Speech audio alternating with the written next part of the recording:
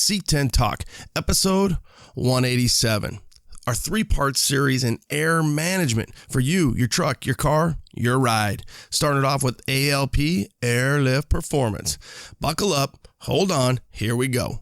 Just making sure our customer service is a little bit more in tune with their products and their customers, so that way those customers can't be serviced anymore. So we want to step in and be like, hey, if you got this, let's see if we can help you troubleshoot it, or maybe we can get you some fittings, or maybe some of our parts might work to, be able to keep your car on the road and not just say, hey, sorry, now you got to buy our stuff. We don't want to be like that. We're a family type company. We treat everybody like family. If you got something wrong with it, whatever, any company's air suspension you have, we're there to help. We try to troubleshoot anything that we can do. So damn, son. When you're looking for classic Chevy or GMC truck parts, brotherstrucks.com is your number one source for 1947 to 87 Chevy and GMC restoration parts. Head over to brotherstrucks.com and order your free catalog today. Vintage Air. Their SureFit kits are the best value and the most completely engineered AC systems you can install in your truck. The choice is obvious. VintageAir.com. C10 Nation, are you looking to upgrade your power plant? Are you thinking about going with an LS or an LT based motor? If you are, PSI Conversions is your go-to for your wiring harness needs. PSIconversions.com/C10 Talk. When it comes to upgrading your truck's gauges, look no further than Dakota Digital and their wide selection of direct fit instrument systems. Hit up dakotadigital.com for more information. Let me tell you what Melvin Toast is packing right here. I've got 411 posi track out back, 750 double pumper, Edelbrock intakes, scored over 30, 11-1 pop-up pistons, turbojet, 390 horsepower. We're talking some fucking muscle. What does that do? Does that blow your mind? That just happened. Welcome to C10 Talk, your C10 truck podcast. And now I have a chance to be the best, maybe the best in the world. My old man is a television repairman. Got the ultimate set of tools. I can fix it. I said I got 50 cents in that jukebox, and all I can hear is your mouth flapping. You hear that? Here's your host, Ronnie Welch.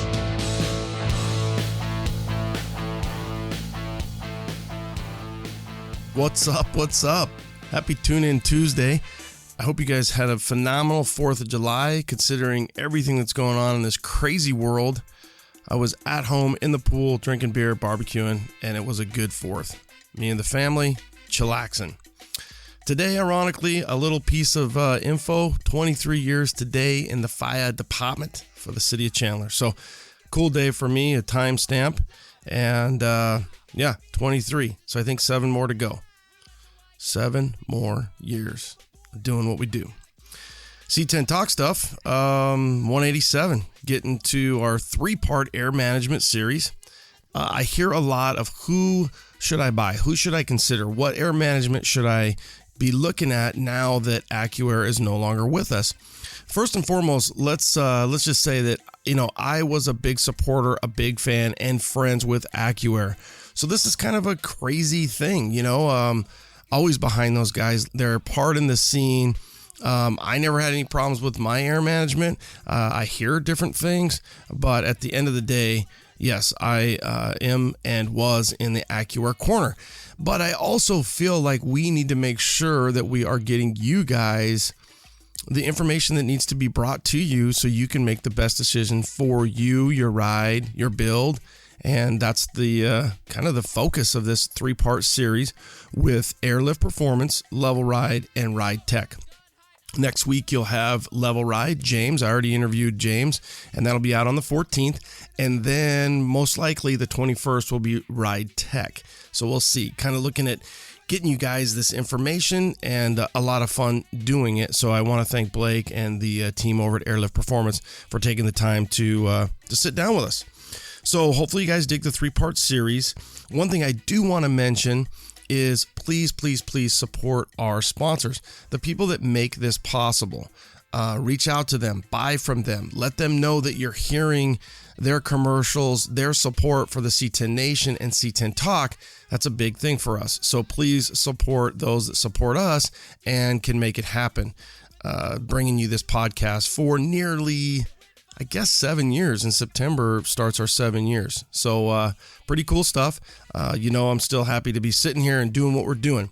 We do have some changes over on the other format, OBS Talk, just kind of an update. If you are listening on that channel at all, we've got Mr. Mark Oya and Travis Nowak who are going to kind of sit in, and I will as well from time to time. But so much going on, and I just thought those guys could bring you some really cool content and some great guests. So I'll be behind managing it, editing it, producing it, and everything else.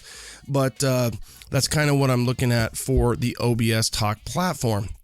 Now, another thing that I'm really excited about is I reached out to Robbie over at UBT, and I am unable to go to the Southeastern Truck Nationals. It just always is it just doesn't work for me. Whether it's work schedule, time off, whatever it is, it just seems to be a snafu. This year, I took all my time off for Hot Rod Power Tour. Well, as you can imagine, there's not that much time in the middle of July in Arizona.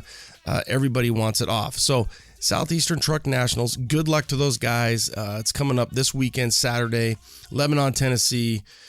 Brian Ashley, the C10 deputy, the whole crew over there. We just hope you guys have a really good show with everything going on. I really do hope it goes off with any snafus. And I hope the weather's great. I hope the turnout's great. But I can't make it. So good luck to those guys going. Drive safe, be safe. Great show, I hope. Robbie's going to do his interviews that he normally does for UBT. And I said, hey, dude, if you can, just keep running that format, but kick me over some audio and then I can play it for, you guys. And I don't mind doing that. If we can find some in the field commentary where guys are at shows and they want to pitch in and bring it back to you, I'm really all about that. Is it easy to let go of some of that control? I'm way past that by now. I just want the best content, the best audio that I can get you guys, so that you're getting the coverage, you're getting the recognition, and we're getting some of these shows that are back east covered, and for that part anywhere that I'm not able to go to every show. Now hit me up in 7 years and I'll be able to go wherever the hell we need to go. But right now, not so much. So I'm looking forward to getting Robbie's content from the Southeastern Truck Nationals, the 10th annual, and make sure you guys are tuning in. We are a part of that. We are able to support and sponsor the best 67 to 72, the best overall truck, and this year the OBS truck through OBS Talk. So pay attention to that one. That's going to be this Saturday. Books. I tell you what, man, print media is definitely not dead. It's crazy how much content I have recently got. So I did post it up, and I will have Kevin Whips on, but he just got out his How to Restore a 67 to 72 Chevy truck. Killer book, had a little part in it, and happy to help on that. It was a lot of fun. Another book that I just got, which is through Jim Pickering, is also through the Car Tech Publishing, is Chevy GMC Trucks 73 to 87, How to Build and Modify. So that's a new one. Of course, I'll get him on. I'm looking forward to that. Also, the OBS Builder's Guide, the first premiere issue, I got that. So there's a lot of content going on out there, a lot of print media, and that's good. That's good for us. That's good for the scene. It's still alive. We need to support it. If you think back, we've got Classic Truck Performance, a new magazine. If you subscribe to Classic Performance Products, CPP email, they'll send you a free link to that first issue, and I also took that and was able to send it out to all of our subscribers. So if I have your email on my list, I think I have like 3,000 people or something like that, you got an email from me, and what that does is that opens up a link so you can check out that first premiere issue of Classic Truck Performance free. It's a really nice magazine. Now, another magazine that's coming out, I should be getting in my hands any day, is going to be Truck Hub from the guys that create Wheel Hub magazine, which is a very high-end quarterly publication. As soon as I get that Truck Hub, I'll be going through it, and we'll sit down with those guys as well. So a lot of print media content coming your way. As soon as I get the magazines, get through them, the books, I'll be putting them on the pod. What else do we got? The last two episodes, 186 and 185, which is going to be Haggard Evaluation, doing really well, and Kevin Tate's doing really well. So thank you guys for tuning in and listening to those previous pod. I'm sure you're going to get caught up as you're driving, the holiday, the weekend, everything else going on.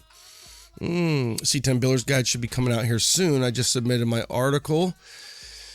Intervention just hit their shirts out. Those are really nice. They got, CTP made the cover, a few other trucks, 66 C10, a guy interviewed last year. So the new Intervention shirts are out. Check that out. C10 Intervention, that's September 6th. So we've got Arnie's show coming up, which is the Pro Touring Truck Shootout, 8th and 9th in Bowling Green. You've got C10s on the Capitol on the 8th up in the Pacific Northwest. You've got September 6th, you've got the Intervention. And then the following weekend, C10s in the park in Waxahachie, Texas. Tons of stuff going on, tons of stuff to get out to you guys. It's a good time to be in the C10 scene. We are moving, we are shaking, and we are making things happen. A couple reviews real quick, and then I'm going to let you get into Airlift Performance with Blake. Thank you guys for taking the time to do this. It means a lot. Broken record. I mean, I'm always telling you, please take the time to leave me a review and let us know how we're doing. It plays a big part in our iTunes ranking, and it helps with our sponsorship as well. So again, thank you for doing that. Best podcast out there, 5 stars by Ben Good 63. Well, Ben Good, I hope you always been good.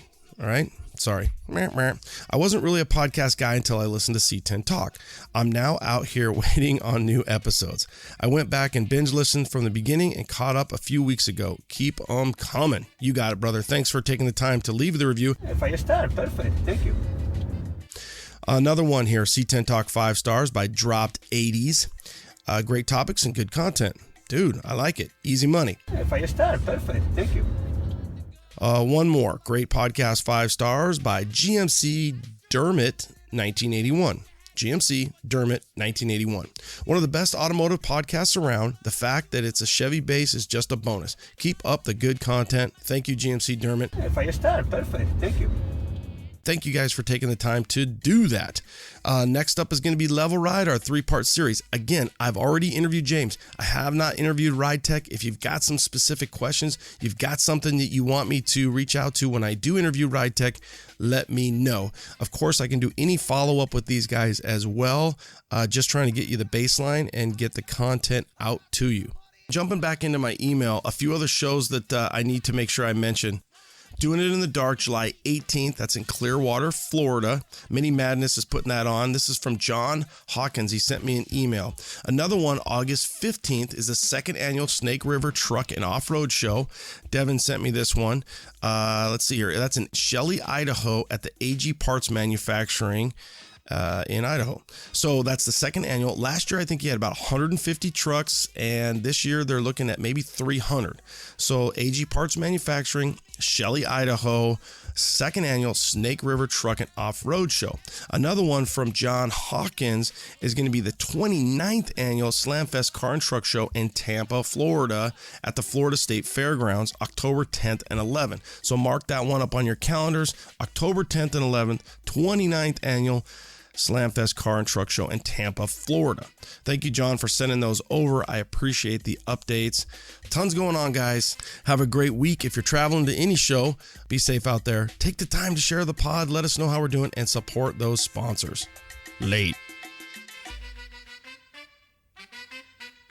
What up, C10 Nation? A little air ride, and we've got Blake Stenberg on. Pretty much stoked to have you, brother. And with everything going on in the air ride community, obviously the biggest elephant in the room that everybody knows about is that AccuAir is no longer. I kind of thought that we'd get some of the bigger players on board. You guys, we've got Level Ride and we've got Ride Tech sitting up and let the C10 community, the C10 Nation, and pretty much the truck community say, hey, let's check these out. So Blake, thanks for coming on today, and welcome to C10 Talk, brother. Yeah, no problem. Thanks for having me on. So tell us a little bit about Blake. How long you been with the company? I'm going on about 6 years now. So I work in with the performance division, basically kind of handling some social media, working on our shows, which I know we've met at LST a few times. And kind of just going down that avenue with the company. Cool. What's your favorite part? Honestly, getting paid to go to shows. I mean, who doesn't love being able to go to a car show? And if you're getting to do it for your living, it's kind of the bread and butter. I mean, that's what does it for me, is just being an avid enthusiast, cars, trucks, anything with wheels and a motor, I'm in. So basically having a career in line with aftermarket parts and seeing all these rad builds throughout the summers and winters. That's what I live for. That's what I do it for. So how'd you end up with Airlift? So, I mean, I grew up around Airlift, so this is my hometown. And, being a car guy, you see all these bagged cars all over the place, right? All the prototypes, and you get somebody that works there, and it's just kind of that inner circle. And then I'm like, I need to get in this inner circle. I mean, they're making some pretty cool stuff, bagging some pretty cool vehicles. I want in, and one thing led to another. I had some friends that had already worked in here before me. They kind of got me in, and I came on board.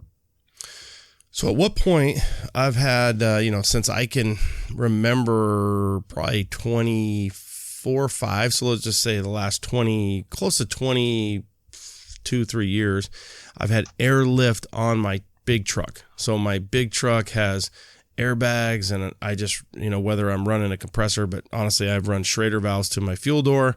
And when I'm towing something, I just, I put some air in there, and I've installed it. It's super easy. I had it on a Dodge Cummins that I had, and I have it on my Duramax now. What point did Airlift go from Airlift to Airlift Performance and break into more of this low rider slammed airbag scene? I have no idea. When would you say that was? Yeah, so that's a little bit of a complicated, kind of give a little bit of backstory. When the company started in 1949, we started with these little red helper bags that we called our Airlift 1000 bags. They go inside of a coil spring and basically just kind of expand to fill in the gaps of the coil spring and pump it up to give you a little bit more load assist and a little higher spring rate. So initially it was kind of for a lot of sedans and bigger vehicles back in the 40s, 50s, 60s, et cetera. For cross-country trips, for families, and so on and so forth. And then we actually started a lot of that with racing, with NASCAR and with drag racing back in the 50s. And I mean, fun fact, the first Daytona 500, the car that won the very first Daytona 500 was actually on Airlift bags, which is pretty cool to be a part of that history. So there's always kind of that motorsport or aftermarket enthusiast type of side of the company. But for a very long stretch, we kind of stuck with the towing and hauling aspect, mainly just for load support. And then probably, I think mid-90s, we came out with some stuff that was more like just separate bags. I don't know if we had shocks or anything back then for that, but we definitely had some bags that were a little bit more popular with when the mini truck culture kind of popped up, and when guys were just trying to do whatever they can to lower those vehicles. So the very first beginnings of air ride in general. From there, we kind of started to get into a little bit more vehicle specific applications where we'd have a bag over a strut. And that was probably mid to late 2000s when we kind of really probably became the Airlift Performance, as opposed to having it branch off as opposed to just being Airlift company itself. Okay, so mid 2000 is when you guys really, the company said, "Hey, we got something here," right? Because I'm gonna assume, I'm not gonna say, but I bet back in the 80s they were like, "No, we ain't putting freaking cars on the ground or trucks on the ground or whatever it is." They were doing it more for utilitarian, right? A buddy of mine just literally last week put the 1000s, which are still around, on his new Tahoe because he's going out of town for the 4th of July and he's traveling all over the country with a new Tahoe with a little camper or something like that. So it was kind of ironic that 1000 is still around, and he had to cut the little thing out of the coil, he had to roll it up and put it in there, and was asking me all kinds of questions. So that foundation, that lineage to where you guys came around is still there, but you decided to go a little bit more performance based. Yeah, we basically have just kind of expanded from there. I mean, like I said, we still make those red bags today. The thing that started our company is still one of our best sellers today. And then from there, I mean, it kind of did start like I kind of mentioned, the mini truck scene and a lot of the Euro scene, where it's just back in the 90s and really early 2000s. That's when people really started wanting to get the car as physically low as it would go. They went frame to the ground as low as it can go, and that's when we kind of got a little bit more of doing that type of application. So having bags and having a few kits where we'd have a bag over a strut, so it's a direct bolt-on type application for a car or truck. And then a few years after that, we kind of got some better designs with struts. So we actually have a threaded body strut now for our performance applications, 30-way adjustable damping. So it's actually made for performance. That's kind of where that came into play. Before we kind of had called it Easy Street. So probably, I mean, a lot of the truck guys might actually be familiar with the Easy Street stuff, especially in like C10 and S10 type markets, where they're familiar with just the Dominator bags or our very early control systems and kind of more generic OEM looking type shocks that we used back then. Whereas now we have a nice threaded body adjustable, kind of like a coilover, but with a bag instead now. I feel like it definitely evolved. I think when you go back and again, going to the marketing and the Easy Street versus like the Shockwave was the big one. You think about the branding of everything and really that's where it all comes into. It's like, well, you get a brand and it's Kleenex and it's Band-Aid and it's the Shockwave. Well, there's other companies that offer other options. It's just that we recognize with that, you know, that name, that picture. I mean, a Shockwave picture to me is like, I mean, it's always in my mind, you know, whether they marketed the crap out of that perfectly or it was just happened to be that time. So I think it's cool that you're the guy that they put out on the plank for today's interview, because you've been there for 6 years. So I think if you go back to that 2013, 14, 15, things really started getting crazy in the air management world. Mini truckers, were, on switches back 20 years ago, but now the computer side and, so take us back to your 6 years, maybe just like right when you get in, you're like, wow, this is pretty revolutionary stuff. Or were you just transitioning at that point to old school to new school? Well, when I first started, I kind of came in with mind of basically being right in line with all the performance stuff. So I was more, since I was in my personal life with lowered cars, fast cars, things like that, I never pulled anything behind a truck at all. So I didn't care for any of our load support products at that particular time because I didn't even know they existed. I only knew about the aftermarket and being able to bag the vehicle. So from there, I started customer service and basically kind of was the go-to for anybody that needed tech support, some help. I basically knew immediately 2 weeks into the job, knew every in and out of our products, from the managements to the bags to suspension, et cetera. And as far as the management, like many you were saying, as far as digital and coming up with the times, when I started, the 3P and 3H that we currently offer weren't around. They were, I think they were at the very beginning of their development. So when I started, we still had our Autopilot V2 system, which was still at that time, pretty modern. It was kind of getting a little dated because it'd been around. I mean, we had that product for somewhere between 10 and 15 years where that had that run. So it went for quite a bit of time. So it's definitely was time, to go into 3P and 3H with something newer. But at that time when I started, you had buttons and you can just see all your pressures in the tank and the bags and all four corners. So you could just hit a button, go to your preset and just right away. You know what I mean? Like it was just super simple, a super small controller. You could just hide in your dash or hide in the glove box if you wanted, only pull it out when you needed to use it, instead of having all these switches, a bunch of lines ran through the cab with, up and down, left and right, and then manual digital analog gauges, that are reading all the pressures and things like that. So it's doing away with all that stuff and having less components was a really cool thing when I first started and really learned that that's how that worked. So having one manifold with all the sensors, valves, everything's inside of it, a harness and controller. It's like three main pieces besides, tank and compressor. And that's kind of really what 3S is, right? For you guys so you said, the H and the P weren't there yet. They are now. We'll get into those for sure. But the 3S really is more of it's a fancy manifold, right? It's a way to get all that crap out. Yeah. So the 3P, 3H, and 3S are all kind of branches of the same thing, right? So they're essentially same manifold design. There is just different subtle things. 3S ironically actually came last. We had 3S came out 3 years after 33H did. So it was kind of an afterthought where we wanted to have maybe a lower cost option that was a lot more simplified. We've seen that there's still a lot of guys that really like to use the switch boxes, that maybe just only wanted to use the app and didn't want to use a controller.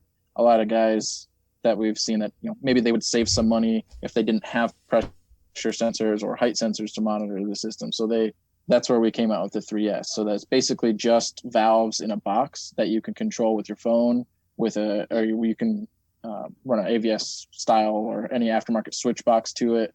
So there's tons of custom options for that. So we basically open the door to where you could have one of those with a lot more simplified manifold as opposed to having a bunch of valves separately or anything like that. So more of a standalone. I mean, that's what the S stands for, standalone. So it's just a standalone option for lower cost. Okay. So for the audience, I would think that it was, 3S, then 3P, then 3H. If you look at how you're going to kind of get into it, the standalone, the entry level is going to be the 3S. If you just want to go kind of in your mind, you think just rocker switches, which you guys offer, you can have that as well. Right. So there's so many different entities that you can get into. Which is really cool. The big question is, can you build upon it? Like, can I go 3S to 3P to 3H, or do I have to start at 3P and then go to 3H? Because, does that make sense? From a pressure and height sensor. Yeah. Can I get a 3S manifold, and can I add height sensors and then keep rocking it and build upon it? So if a guy says, hey, I'm building a truck, I want to get in, boom, I get in with 3S. Then I can just add the interface and the programming and work my way up. Right. So yes and no. So 3S is a little bit configurable. It is a separate manifold than 3P and 3H since it has less components inside of it. Now 3P and 3H same manifold. So with 3S, all that's basically going to be configurable is your controller option. So whether you use the app, you can use the same controller using 3P and 3H, or you can use our V2 controller, or you could use a switch box as mentioned. From there, 3P can be upgraded to 3H by adding in the height sensors. There's already the provision in the main harness to where you can basically just tie the leads in. It's all plug and play once you have the height sensors installed. So if you get 3P, you want to save a little bit of money initially and have just the system on pressure base, the system can still fully control what pressures are in all four corners and what's in the tank. So you have full access to everything and full control of everything.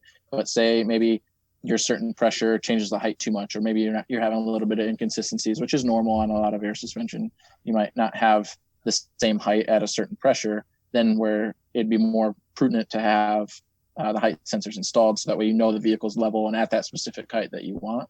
You can simply we have an upgrade kit that you can just go strictly from 3P to 3H without having to change anything else. It's just adding the height sensors. And you broke up just right at the perfect time when you were saying, I believe you were saying that the 3S is separate and the 3P and the 3H are the same, so that you can, and I'm sure the audience will get that from what you said in the follow-up, but so 3S separate, 3P you can upgrade to 3H. What? Yep. Explain to me the difference then, why the 3S would be, in my mind, I'm thinking, why not upgrade to 3S to make it pressure and height? Why not allow that availability so that the entry-level guy, who probably is going to stay that way, there's a reason why he or she is wanting, just like you said, standalone, it's a separate box. You can run a different AVS system if you want it, and boom, you're good to go, versus upgrading to that P. Or so if I'm at the show and I'm talking to you, I'm like, Blake, dude, which one should I get? How do you kind of differentiate that, and who are you selling the 3S and then saying, dude, you're going to want to get the 3P minimum because you're probably going to end up going with the 3H anyways? Right. Yeah. So that's actually a really fair question, since we do get that a lot, especially when we go to shows and we're talking to customers in person. We have all their displays. They're like, well, why would I want this if I can't upgrade it? Well, since it was more of an afterthought, and when we launched it, it was, like I said, it's supposed to be just more focused on being a lower cost item. So we're like, well, how could we make this a little bit more affordable for somebody that wants to get into air suspension for a little bit cheaper? Well, at that point, the only thing we could do is really remove components.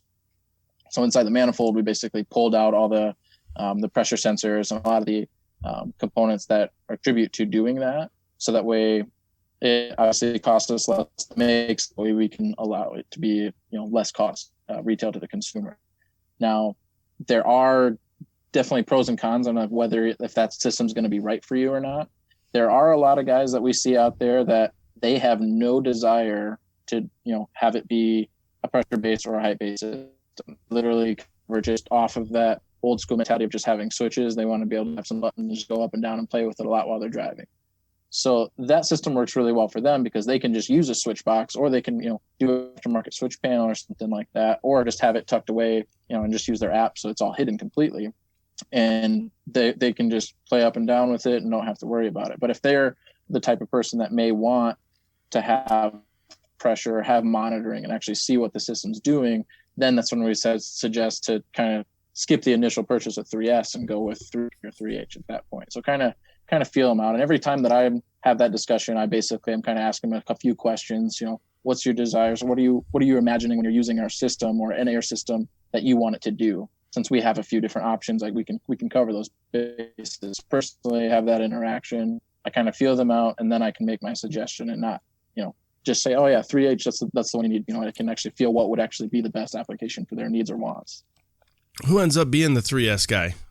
Describe that. When they come up, is it finances, or is it old school? Dude, I want it old school. I want it less problems, and I just want to get in. I can hit my, get my app and just go up and drive down the road. I mean, are you seeing a little bit of everything? There's a little bit of everything. I mean, initially we definitely did it for the sake of cost savings and have it be a little bit. Don't want to be in it, through the finances, as you mentioned, in too much, then maybe that's what we kind of thought was going to be the market originally. And from what I've seen after the fact, has actually turned out to be a little bit more of, I guess, the type of car class that I might see it more as maybe a little bit more rat rod, or like real kind of old school. So they're the guys that had the switches, and they want as little as possible. They don't need a bunch of components. They don't need to, to have all that fancy stuff. They just kind of want it to do what it needs to do. Yeah. At minimum, that's it. And they kind of see that's how they have a lot of the rest of the car. So the guys that maybe want some really old school, like vintage, pressure gauges or something like that, they can use our 3S because there are 1/8 inch NPT ports on the back of the manifold. So you could actually run gauges to have pressure monitoring, but it wouldn't be all built in. So there's guys that want to run those old school gauges, or a certain, digital gauge aftermarket one, or so on and so forth. And so sometimes that's where we're seeing 3S mostly, is in those types of applications. So the biggest thing you've kind of discussed too is the cost. So what is the cost of the 3S? 3S starts at $699. Okay. And with that, what are you getting? Starting price is $699. And what you're getting with that is you're basically getting the manifold itself with a very minimal harness, basically just to power it on, power and grounds. And then it's going to have a Bluetooth app or Bluetooth module built in, so you can use the smartphone app at no cost. So that $699 does not come with a controller. It's literally the cheapest we could get it is to where you can just use the app and you have the manifold to control it. So that $699 won't include a tank, compressor, and that side of things. That's literally just going to be the management. Okay. So 600, right at 700, you're going to need a tank. You're going to need some compressors and probably some line. Obviously, you'll probably have to buy it will come with 60 foot of line. Okay. Yeah, all the managements will come with line. I didn't mention that, but yeah, they do come with line. Okay. And we offer that in both 3/8 and 1/4 inch configurations, as well as that with 3P and 3H as well. With your history going back, do you see guys going smaller, or because sometimes it goes back and forth. You're like, well, I'm a 3/8 guy, I'm a 1/4 inch guy. And it's like, well, I like more air slower, or I like, especially when we get into the pressure stuff, what's your go-to, or what are you seeing out there? We see a very solid mix of both, honestly. So since our market, and normally with the performance stuff, and we have, of course, like the truck, those guys, we usually see 3/8. A lot of them too they're going to make some type of nice, really fancy bed setup. So there's hard lines and things like that. 3/8 works so much better for making a hard line display.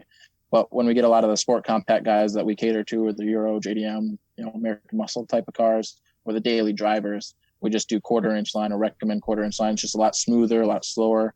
Whereas you don't have a really small car with big lines and it's abrupt and kind of, rattles your cage when you're going up and down, if you know what I mean. So it kind of is a little bit more subtle and a lot more daily friendly, if you will. Are you seeing a big uptick in the Euro stuff? I mean, or have you always kind of had a gradual increase when you think about the import type style stuff? Yeah, Euro honestly has probably been our best market, our strongest market for a very long time. When we first started getting, we've seen a lot of Volkswagens, Audis, BMWs, and even to this day, I think BMW is probably still the highest as far as all the vehicle manufacturers that we cater to today. I believe BMW is still at the top, and I have to look again, but That market, and pretty much in Europe with the German specific type of vehicles, those are been kind of our bread and butter. And then we've done a lot of modern muscle, and then the sport compact and the JDM import tuner type stuff. The truck market's always been there for us. We've always been a part of it. We've always had offerings for it. We've attended things, we've sponsored things. We haven't really been as into it as we should have been probably for the last few years, and we're really wanting to change that. So as you've seen in the past few years, we've hit it a little bit better with making sure we're at LST and getting our voices out and actually talking to people and seeing how they're liking the product or liking our parts or what they'd want from another company or from us that we could help with. So we're pushing in as best as we can. I'm surprised, like when you say that, some of that there, and maybe there is, and I don't know, is there a German company out there doing air management at all? Because you think these engineers, Germans, boom, and maybe they're like, nah, these guys all got a rap on it. We're going to stay away. Yeah, a lot of them, from what I see, at least from my opinion, is they're more like OEM type stuff. So you get the Mercedes or some of those higher end vehicles that have the factory air ride. Those ones seem to be more coming out of that part of the world. Whereas what here in America we see a lot, and then you got Level Ride in Australia, and there's a couple other companies that dabble in it a little bit, and other parts of like Asia and so on. But it's really not too much, that's out there. You know what I mean? So from Germany, there's just basically what we see is, like I said, OEM. So now, a door has closed for one company, and a big void is there. What's the feel? What's the talk? There's a better word I'm trying to think, but what are you guys feeling over there? What's the word with the, Acura goes out of business, and you guys were already, making a play, making a move. We've seen you, our buddy Blake Stoner runs, you guys Airlift Performance. We've seen you at SEMA, and you're like, hey, we're trying to make a move here. Maybe not the biggest move, but we're trying to kind of wiggle our way into this group, and boom, we've got a company that goes out, probably the biggest competitor, probably, I don't know, in that aftermarket management performance, I think probably the leader. Now you guys are like, all right, we're on the podium. Let's see if we can't get that gold medal and see where we're at. So what's the kind of the sense or the feel or the what's going on over there for you guys with ALP?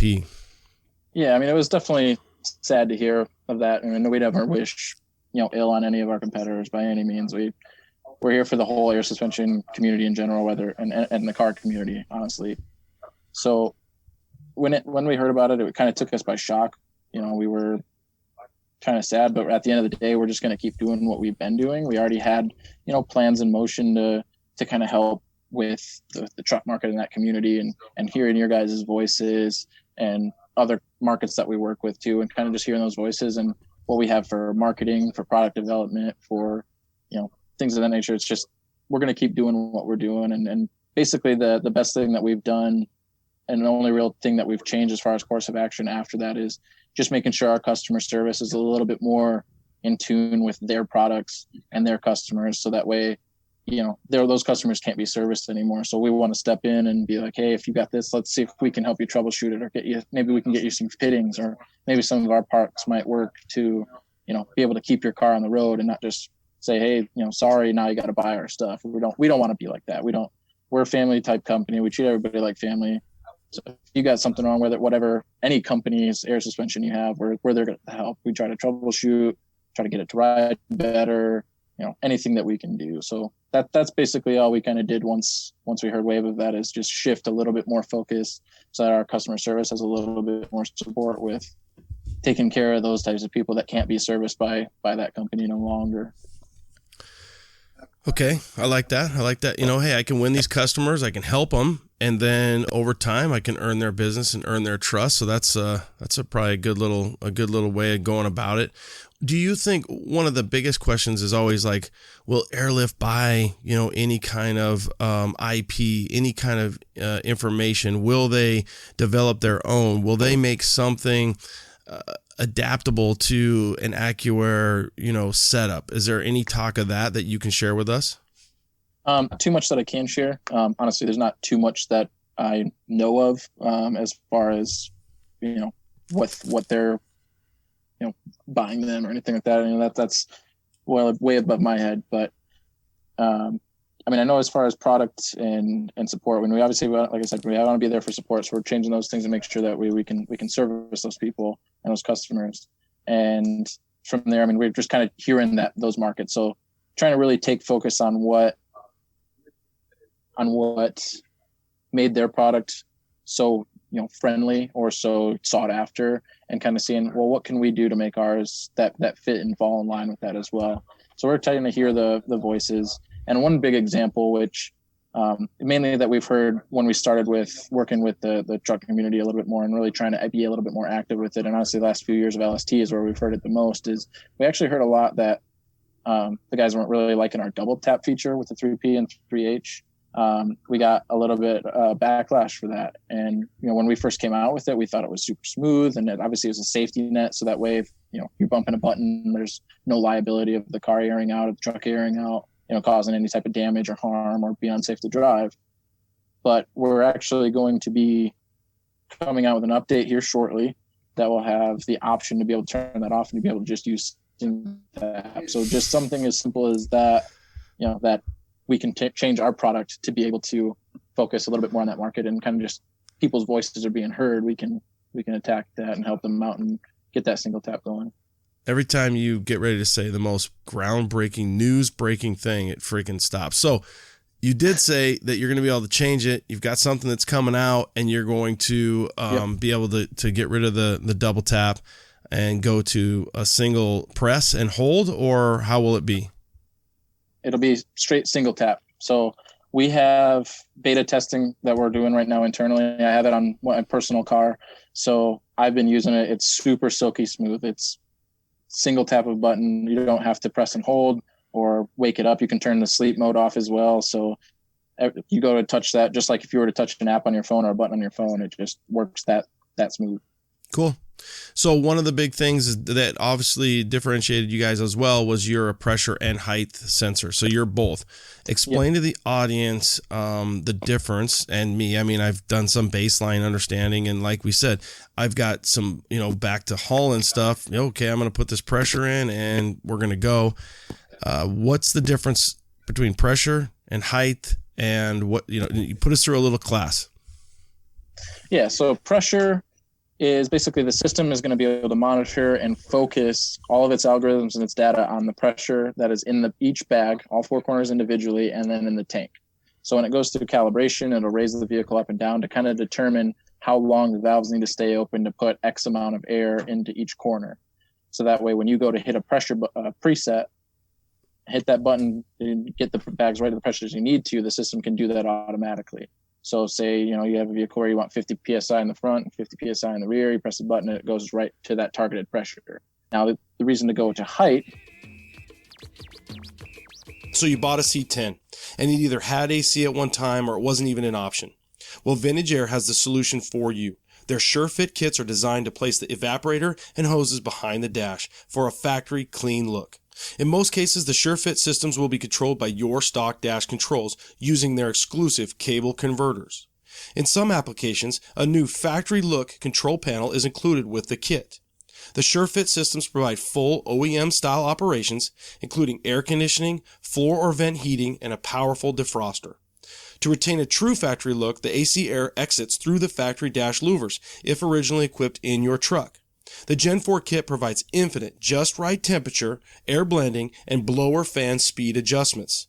The Vintage Air SureFit kits are the best value and the most completely engineered air conditioning system you can install in your C10. Add the fact that Vintage Air has been the most respected name in performance aftermarket climate control systems for 40 years. 40 years? Damn, son. The choice is obvious. VintageAir.com. You've heard me talk about my gauges. Dakota Digital. I love them. Don't forget the interior of your build. Dakota Digital has the best gauges for our trucks. Whether you want a direct fit into the stock bezel or something custom. These kits are complete with sensors for any engine. The new RTX series is really incredible. I think it stands for retro, but it should stand for rad. They look just like the stock clusters, but have all the technology you'd expect from Dakota Digital. You can change the lighting colors, customize the reading in the message centers, and do it all from the mobile app. That's right, the HDX and RTX series have Bluetooth technology, so you can mess with them from your phone. Just don't do it while you're driving. I mean, literally, I can have Yellowstone. I'm looking at RPM, trip odometer, percent fuel, oil pressure, and now I have the GPS set up. I can tell you direction, elevation, and even outside temp. Damn, son, it's like a modern truck, but even better in a classic. Dakota Digital is absolutely the best in aftermarket gauges, so check them out at dakotadigital.com. dakotadigital.com. And you can follow them on Instagram and Facebook too. Now, the reason to go to height, now a height-based system will be able to have height sensors, so it can actually physically monitor the vehicle's actual ride height, whereas in a pressure-based system, it's only focusing on the pressure in the bags.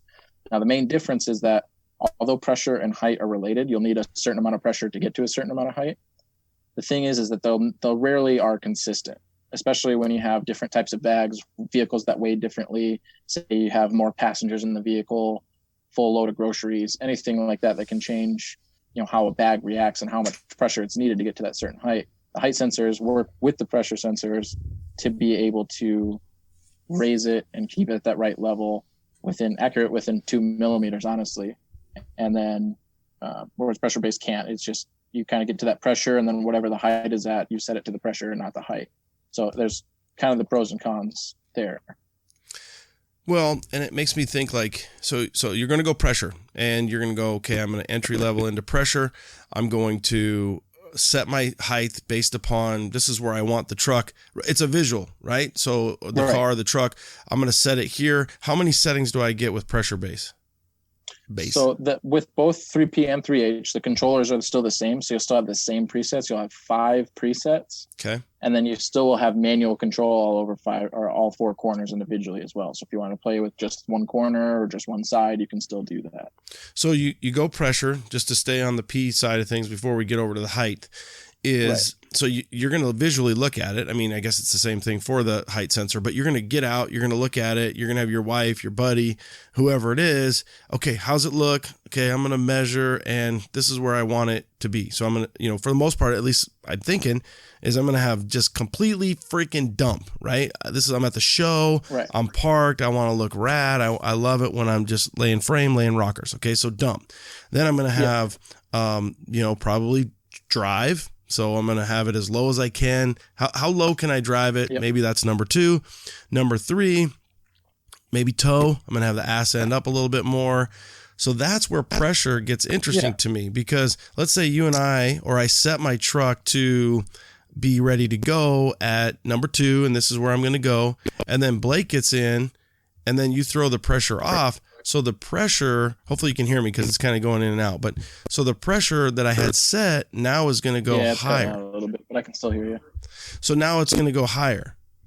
Yeah. So there is a little bit of a difference. So usually the preference for a pressure-based system would be kind of in that more comfort range that I would say, or even also our performance. So to touch on one first, so like for ride comfort and quality. So in my car I have 3P, and where I set pressure, it's going to be more so, I'm choosing the pressure more so off of the ride quality, because in that application, I'm not really too concerned if the height is, a quarter inch or half inch different than what it would need to be for my ride height. I'm really more concerned, I want to be able to have a nice smooth ride down the highway. Whereas if you think it's a little stiff, you think it's a little soft, then you can just look at the pressure or change the pressure accordingly just to kind of adjust your ride quality because of that. Now with a height-based system, you can still do that. It just actually would kind of require maybe a little bit of tinkering, or you may not, your certain height that you want to be at may not be that ride quality that you were looking for. So you kind of have to find that balance. But so what happens then if the height sensors are kicking out the ride quality, meaning you're saying, hey, if I'm in 3P, I'm pressure based, but my ride is better. You're saying that the height sensors are going to be the height sensors are going to kick that ride quality out because they're going to be constantly trying to find that height? So the sensors themselves won't directly affect the ride quality. The ride quality is going to come more so from the pressure, because that pressure is your spring rate. So having a higher pressure is a higher spring rate, which obviously would be stiffer and kind of create a more uncomfortable ride. With height sensors, you're just monitoring that ride height. Now, on something like a C10, these guys are building 4-link setups or cantilever setups or all these crazy, frames and stuff that are super, super cool. They're kind of designing what their, ride height would be at and designing the suspension so that way everything works at their desired ride height. So in that type of application, having height sensors would be the nicest, because you already know, you did the math to build your frame and build your spring mounts, that all your geometry and everything's going to be in the right spot. So that way the pressure that you need is more than likely going to be right in the stroke range, so you get a good ride quality. So height sensors will help nail that down. But in pressure, when you don't necessarily care what the ride height is and all you care about the quality, it's just, there's no need for the height sensors, because you can just monitor the pressure and make sure the ride quality is there. And you obviously would still be able to air out and get just as low on whatever system you have. So in my mind, thinking that, I would almost think, or maybe, is there a way I can just be like, all right, Blake tells me 3P is probably going to be the best ride. We're going to go for a ride. I want to turn off the height sensors. Yeah, so like I said, the height sensors themselves wouldn't really directly affect the ride quality. It's more so going to be that pressure. Now, on our performance products, for example, that have the coilover that's a threaded body, when you have the height sensors in there and you want it to ride at a certain height, but maybe you don't like the ride quality, with the struts, you can actually change the length of them. So that way they're shorter or higher, so that you can get that pressure you need to be at the height. So you can do a little bit more math to get that lined up. So that's where I kind of mentioned, as these guys building their frames and building all these custom 4-link setups, they kind of have already done it, so it is in the right range it need to be. So, but that's not something I can do just driving down the road.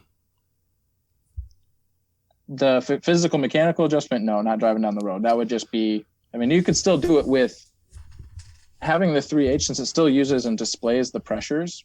You can still see what the pressures are and still change it. Sure. So but you can actually know the pressures for ride quality. Say if you're just on a long trip, you're not really caring when you're going on the highway if you're a half inch lower or higher than you'd want, right? You just want to make sure it's nice and comfortable for you. Maybe your family's with you. So you're not necessarily caring about the height. You just want to make sure the ride quality is nice and good, but you can still see your height.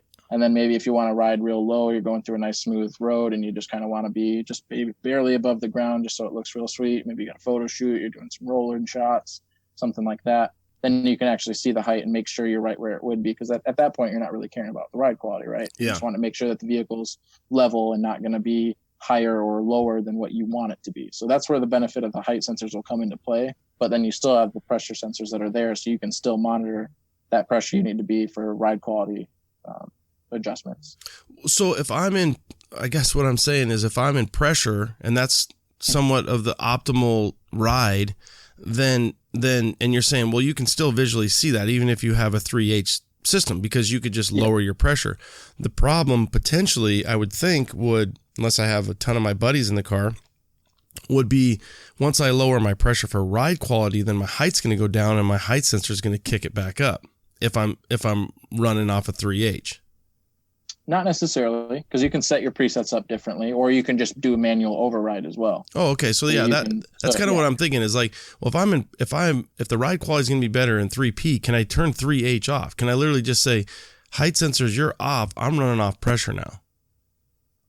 No, they'd still be there. They'd still be active and present. If you just manually override them, then you're not necessarily telling the system to do its work. You're doing all the work for it. So you're telling it what the values need to be at, and you can go from there. Which is even with a preset, if you're frequently having maybe these same buddies in the car, family, or same load, with all your stuff going to a show or something like that, you'll know, all right, well, maybe I need this pressure versus this pressure, or maybe I need it to be a little higher, a little lower. Then you can just set your preset accordingly so that you can still just press a button and it goes right where you need to. So there's not as much of that initial thinking or as much thought that you would really need, because you kind of do a little bit of initial setup, get your preset set, you tinker with the pressure and the height maybe for the first week or two, a couple weeks, first times driving it, just to kind of figure out what pressures you like it at, what heights you like it at. And once you tell the system what you like and set those presets, for pretty much the remaining time that you use it, you don't even really ever have to look at the controller. I mean, you can honestly just press your button and you just know that the system's going to do what you need it to do, and you can go about your way. So there's not as much, focusing on the controller and having to make sure everything's right the whole time you're driving. You know what I mean? It's built to, you set it up how you want it to and what you tell the system to do, and then it does it all. It takes over and does the rest. How much time does it take? So, for example, if I'm set on pressure or height, I guess it's kind of convoluted on both, whether or not. But sometimes, when you think about the spring rate, how long is pressure going to be immediate, and height is going to say, well, I got to confirm, and now go. Yeah, so they'll both react in the exact same speed. Okay. So basically, how it works is you'd make a change, whether it's increasing or decreasing pressure. The second that's commanded on the controller, the valve in the manifold is opening and the tank is immediately filling the bags, or the exhaust valve is opening and dumping some air out of the bags. But that's based upon me adjusting the controller. What happens if I'm hitting a bump or I do something on the road? So something that I don't change, which I think me is going to be instantaneously, right? I'm changing something, I'm overriding it. The front right seems like something's going on. I'm going to hit it up a little bit. Okay. Now I'm driving down the road and I'm hitting bumps or whatever it is, and I need that adjustment there. Is that going to be instantaneously with pressure and not so much with height, or is it going to be the same? And then how long will that take to kick in? Yeah. So if you're in a preset mode, the system will automatically monitor those pressures or your height, depending on which mode you're in. And it will make almost instantaneous adjustments when it's commanded to on its own with its own values. So when I say that, pressure will say you have 50 PSI front and rear, right? And there's a feature that's in the system that's called preset maintain, and it'll want to maintain that preset value. So you have 50 PSI in the bags. If for whatever reason, let's just say one bag just happens to have a slow leak and it starts dropping, after it gets below, I think 3 or 4 PSI, it'll bump that back up to 50. So if it gets down to about 45 PSI, it's going to want to make that adjustment to try to keep you at your pressure. So that way you're not having to worry about, if it leaks, it's just that corner's just down. It'll take care of that. If it gets real bad, it'll give you a fault on the controller and let you know, hey, there's an issue. Let's figure this out.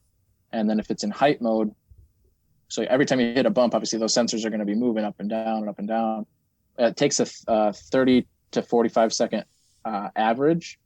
So if it sees that sweeping range is higher or lower than what it was, then it can make adjustments off of that to basically keep that average movement. So every single time that the height sensors or your suspension compressors and the height sensor moves, it's not going to immediately make an adjustment then, or else it'd just be constantly going up and down every half second. And that's exactly what I was, kind of thinking is like, I could see with pressure it being almost instantaneously because it sees that there's a change in pressure. Could be high, could be low. Yeah. Whereas with the ride height, though, it's gonna average it out. So you're saying it's gonna take all that data, it's gonna average it out, but it's not gonna be instantaneously, because then you could almost just be driving down the road and it's constantly just bucking you all the time. Right. Okay. Yeah, it's super smooth. It takes that data. It's self-learning software and data. I mean, it's 32-bit processor that's inside the manifold as well, so it's quite fast for a component of that nature. So it takes that data, it learns what the sensors are doing constantly. It's going up and down and up and down. And then after 30 seconds or 45 seconds, it kind of targets within that range. If it sees that maybe we do need to drop it a couple millimeters or drop it a couple PSI, then it'll do that to keep it even. And you really won't feel that much while driving down the road. You might feel a little burst. It'll usually do it, even in height, it'll still usually be in 1 to 2 PSI increments. So it's very, very minute and very subtle. And anytime that I've basically been in the car with the system doing that properly, you don't feel it. It's just, you might hear the manifold click because a valve opened real quick, but you won't feel any, big adjustments or the car shift side to side or anything like that. It's super smooth. Cool.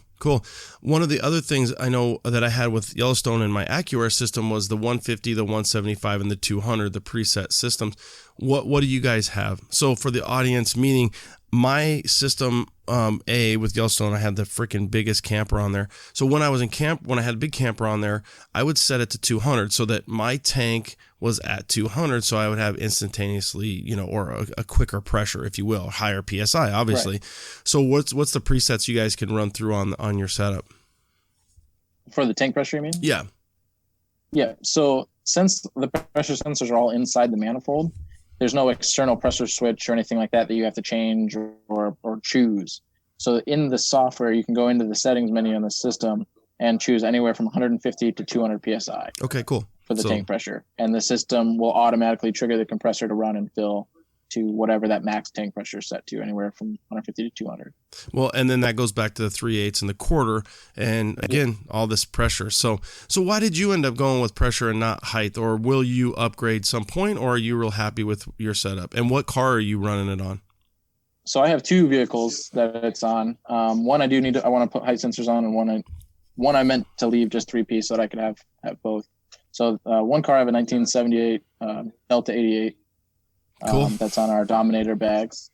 And then I have a 1990 Nissan 240SX. That's on our Sweet. Performance Series strap. So the 240 is probably going to stay with pressure, but I do want to get the height sensors on the Delta because I like playing with that, and I want to make sure I'm riding as low as I can when I'm going through. Well, that's a hoopty, dude. You got to have. Yeah. I think you're going to have height sensors on a hoopty, whereas on more of a performance, I could see where you're like, dude, I need pressure, right? And I'm reading it at all times. Yeah, and that car sees track use too, so I'm changing the pressures based off the spring rates and not necessarily as focused on what the height is at that point.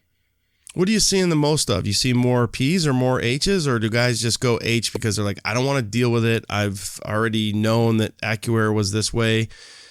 And I don't mean that disrespectfully. I just mean that's what we grew up on, I think, for the most part. So a lot of guys have that AccuAir, height sensor, they're not a lot of pressure base from there. And maybe we're all going to learn and say, oh man, this pressure stuff is pretty good.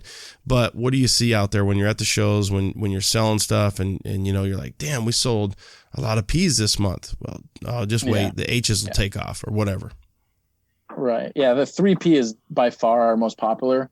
I think it might be probably a little bit of a mix of saving a little bit within the thought of being able to upgrade down the road. And then a lot of the times we also see that people will buy 3H and they'll just run it in 3P because they get a little bit intimidated by installing the height sensors. So the only unfortunate thing is the height sensors aren't a direct bolt-on type of application. Unregrettably, they are a little bit hard to install because there's some math that's involved. You got to make sure you get all your suspension ranges and the range of the sensor has to match the range of the travel of the suspension. So it's kind of not for the beginner, if you will. There's a little bit of math. We try to have like all the templates and all this instructions on how to do it in our manuals to be able to make it as easy as we can. We came out with some universal brackets to try to help mount it in some better places. But I think that probably is a little bit more why 3P is popular. It's just probably the intimidation of having to install some sensors since they are universal. So, and I want to make sure I throw this out there because I don't want to forget it, but I believe I was told that if you have an AccuAir system and you already have height sensors and something happened to your ECU or anything else, that you're compatible to that. Meaning that if they had to take their brain out, they already had their height sensors on, mounted, that you guys would offer, or a guy can grab a 3H system from you and he doesn't need to switch out his height sensors or anything like that. Is that true? Yep. The sensors are compatible. So our arms are different. We have them a little bit. If you've seen on our arms, they have more of a bend and a kink to them, whereas the AccuAir ones were just straight. Yeah. That bend actually takes a lot of load off of the sensor so that they last so much longer. Why? Why do you, what's the physics or the engineering on that to say that? So with that bend. Yeah. So basically with the bend, it just changes the leverage point on the center of the sensor. Whereas it's the straight ones, which they still work fine. There's no issue with them. It's just, we went the little extra mile with some testing on our test rigs here. We got this, what we call a shaker machine. It basically can vibrate and move components like millions of times in a matter of a few hours. Is that the thing at So Home Depot we're that able to it really- fixes my paint, shakes my paint? It's essentially like that, but it's just a giant machine that we can just bolt things to. Yeah. When we did that, we found that the straight arms were stress cracking and the pivot point inside the sensor. So when we put this little kink and kind of change the linkage to where it sticks out a little bit, it actually lifts some of that pressure off and keeps more of a free, gentle rotation on the center of it. So it's a lot less work that the sensor's actually having to endure. Do you have anything where if Corey's not acting right or doesn't meet sales, you guys strap him to that shake machine or something? Or come on, there's we got a thermo chamber too, so we can freeze her. So you can heat him up, freeze him down, and then throw him on the shake. What do you guys? Is that the shake weight? What do you guys call that thing? Yeah, we just call it the shaker. The shake machine, the shaker. Oh yeah. All right, Blake, you didn't meet your quota this year. This quarter we're going to the shaker. No, I don't want to go to the shaker. So you guys, and then let's go back. So you guys can, if you had that system and something happened to your old AccuAir system, then you could upgrade, or you could reach out to Airlift Performance and they could switch your brain out, because that's a big thing right now. That's a huge thing. Is everybody's want to know, dude, I've got this AccuAir system. I don't have the support now, and then you guys are saying, hey, we're going to support you however we can, and we're going to hope to earn your business and your trust. And then, if worst case scenario, if you're a height-based system, we could switch you out and get you going, because you're probably going to have your tank, you're going to have your compressors, you're just going to need some brains, and it sounds like the 3H will do that. So let's get into the pricing, because you said it, hey, sometimes guys might go 3P because they're not ready to go to 3H, but this system is upgradable. 3P, you can upgrade to 3H. What's the money? Hey guys, I have Jim Flanders, Brothers Trucks on. Jim, what's the latest? We're here, we're grinding away, selling truck parts, and really focusing on our YouTube channel. The cool thing is, myself included, I'll check that channel out. It's a great customer service, a benefit to us. When we buy something, we can get in depth and know a little bit more and know the ins and outs, especially to watch it even before you go to install the product. Yeah, absolutely. And we built a tech center in the back of the warehouse, so we literally bring in new products, we'll build them onto a truck or put them onto a truck, and we can see instantly how much work it's going to be, how easy it is. And we put that out to our YouTube channel, so people, like you said, they'll be able to look at it and go, you know what, I can do that job in a day, or I can do that job in an hour. And it basically just completes a whole package of not just selling the product to a customer, but really backing them up when it comes to showing them how to do it, and just making sure that they've got everything they need to get the truck back on the road or keep it on the road. Like I said, I've watched it myself. I love it. Now, I heard you're rearranging some stuff over there. What's going on in the warehouse? Yeah, we actually, this last year, we've been building a ton of inventory. And for a long time, we've always said, if you don't have it on the shelf, it's hard to sell it. People want to have it on the shelf. They want to know they can call and get it out the door that day. So, we're just trying to be more efficient. We're trying to have more inventory on hand. And, we've done a really good job at building inventory over the last 25 years. So I think that's what's putting us in the lead in this truck market for sure. I totally agree. Brothers Trucks, you guys, for all your Chevy and GMC truck parts. And don't forget, they're putting new stuff on their YouTube channel all the time, so check it out. Thanks, Jim. Thank you. I've got Bobby from PSI Conversion on the phone looking at LS LT-based motor swaps. Bobby, why should we choose PSI Conversion? Ronnie, our harnesses are made right here at home in the U.S. Our product lineup includes the early 90s Gen 2 LT motors, Gen 3, Gen 4 LS VotorTech motors, and Gen 5 LT and LT4 packages. We have transmissions ranging from automatic 4, 6, 8 speeds, and soon to be released our new 10-speed, in addition to all the manual options out there. Wow, you guys cover everything. How do you deal with intimidation factor when a customer is doing their first LS or LT swap? Great question, Ronnie. But the thing is, there's nothing that we haven't seen here in the LS and LT world. If you grab almost any motor out of a junkyard, you want to Frankenstein to build together or even supercharge it. Leave it to our sales team to help guide you along the way to the products that you need for your restoration. We have over 10 years of experience in the market, a tech department that is available to help troubleshoot and diagnose any issues or questions that you have along the way while installing your PSI products.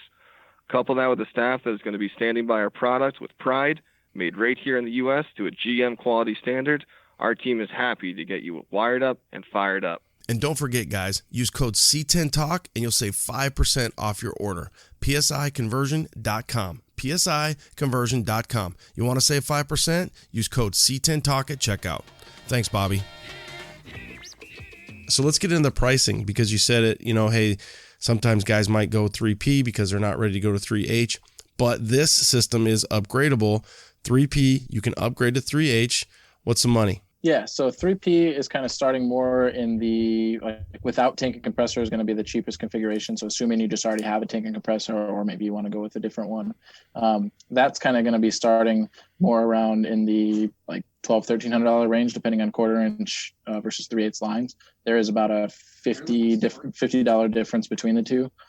And then getting up with tank and compressor in 3P configuration, you're probably $1,600-$1,700, and then you're going to be looking at about another $475 for the H upgrade. So with 3H, even our most expensive configuration, that'd be 3H with 3/8 line, with tank, with compressor. That's just touching over $2,000. So we have a real big range with 3S starting at $699, and then basically kind of going up to $2,000. So there's a lot of configuration and options between there, depending on what size line, whether you're 3P or 3H, whether you go with a certain tank or a compressor. So when a guy goes 3P and he decides he wants to upgrade to H, what does that entail besides obviously the 4 ride height sensors? Is there programming? Is there a different controller? What all? Break that down for. Break down. Ronnie decides he wants to go from P to H, and what do I got to do? Yep. So all that's there is obviously the 4 sensors. There will be a hardware pack that'll come with all the linkage rods and some hardware to be able to mount the sensors and have the linkage to be able to attach to the suspension. And then there'll be 4 mini harnesses that'll already plug into the main harness and just go to each sensor on each corner of the vehicle. So the main harness, when you buy 3P, already has the height sensor drops. Those plugs are there. They're just capped off with a little rubber boot. So the second you go 3H, upgrade, all you got to do is just pull those rubber boots off, and then you plug in the leads that we supply in the upgrade kit. So simple as that. There's no additional components other than just the sensors, the linkage, and those drop leads. And then you just recalibrate the system, tell it you have height sensors in, and it's good to go. Cool. So you get the hardware, you get the sensor, you mount it, you run a line, a wire, a lead. I like that. That's what we use in the fire department when we put the monitor on somebody. So the leads, is that a one plug system, or is that 4 separate leads, or does that all come back to one harness that plugs into that ECU? So it's 4 separate leads, one for each corner, and that plugs into 4 connectors that are on the main harness. So on the main harness that designates, so it knows left front, left rear, right rear. And then the reason why we did that as well is because there's different length options. If you happen to need, you can do extensions and stuff too. So say you have a really long vehicle or maybe a really short one and you need, shorters. In the upgrade kit, it comes with 2 that are longer and 2 that are shorter. So in the idea is having the management towards the back of the vehicle, you can use the shorter ones for the rear lines or for the rear sensors, and then the longer ones for the front, so you could run them up through the car or through the truck. So there's different. That's the only reason we do it 4. It's just in case you need different lengths or extend or whatnot. So, and that's just like a butt connector or something like that. And then how much is the extension? 4 feet, 6 foot? We have a 6 foot and a 4 foot, and then they're actually just separate harnesses, so they still plug in. They're not just butt connectors. We still use the weather tight seal. Well, I guess I shouldn't have said a butt connector. That's old school, but just a clip harness, like an OE style clip sealed up. That works great if you're again, back to Yellowstone. If you guys are running a little Blazer and you're running a shorty, then no problem. But when you've got a big old crew cab long bed, or you got something like that, then having that extra length, because I know for me personally, it literally tapped out every inch to get to where I needed to get to. And I did mount it in the back. One of the things that to go the opposite on you is sometimes guys will want to cut that because maybe the line is too long. Do you offer anything with that, or do you ever hear about guys doing that where they're going to cut everything up, they want it real tight, and then they'll just rewire it themselves, and they get that little pin, I forget what it is, but they get that little pin, they kind of rebuild that harness and then make it, almost exactly the way that they need it, the length that they need it. Yeah, we don't see that too often. The only couple times that I can think that I've seen it, usually they've just kind of cut and spliced it and then just reused because we use really nice tight loom. That's basically the most modern looming that we can get. The nicest stuff that we can find is what we use. So you just can pull that back and shorten it and cut it down and just recover it. So a lot of times it's just kind of resolder if they're shortening it, or if they need to lengthen it, then they're kind of just, again, soldering in an extension piece or something like that. That's when I've seen it. I haven't really seen too many, especially with the main harness. I don't think I've ever seen anybody strip that and try to change lengths. With the compressor leads and the battery leads, those extra long, and those you actually cut to length to put before you put like the ring terminals on, attached to the battery or attach it to the ground. So that way you can kind of we give you the option to be able to, if you need it super long, there it is for you. But if you want to cut it down, you got to cut it down before you can put the connector on anyway. So kind of just with like a radio, you know what I mean? So it's just, you have the open leads and you kind of got to cut them and put the connectors on. Do you guys offer any kind of, a group where you're buying the tank, you're buying the compressors, you offer your own Airlift Performance tank, and then I assume a Viair style compressor? Yep. And then what about like a mounting, like for AccuAir, it was the EXO and you've got a complete setup. Do you guys offer something like that? We don't have anything special for the mounting, unfortunately. We've tossed around the idea of being able to do that. But really, when we kind of started into that, we've seen a lot of our dealers that were kind of making and selling their own aftermarket type of thing. And honestly, we were just so geeked that they did that. We kind of just let them run with it and didn't really take the limelight from them. Cool. So that's where we're kind of with there. I mean, and there's no point. We don't need to try to steal a couple bucks. Who's a dealer out there that offers the coolest mounting setup? Or, somebody that, it's like, oh yeah, that is pretty cool. Yeah, I mean, we've seen, honestly, even the EXO mount has been used. It almost, since it fits the Viair compressors we used. Yeah, we've seen that a lot of times that people put our management, and since we use the same compressors, they bolt on just the same way, and the tanks are the same diameter, so they pretty much bolt on the same way. I know a couple of dealers like Sadistic, I think because bags.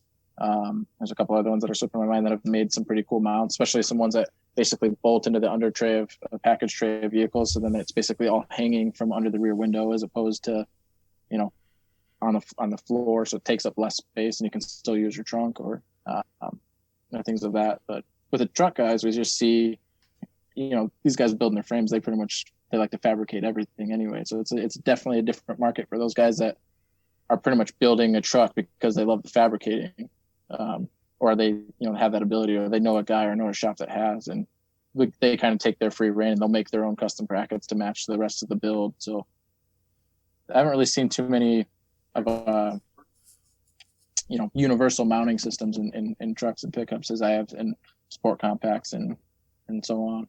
Okay.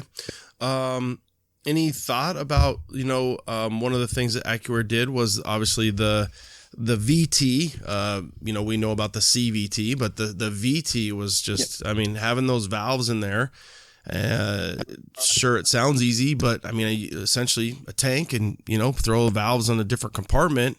Is there cleaning everything up? Is there any talk of anything coming out in the next few years, or what's the future for Airlift Performance? Can you dive into anything there?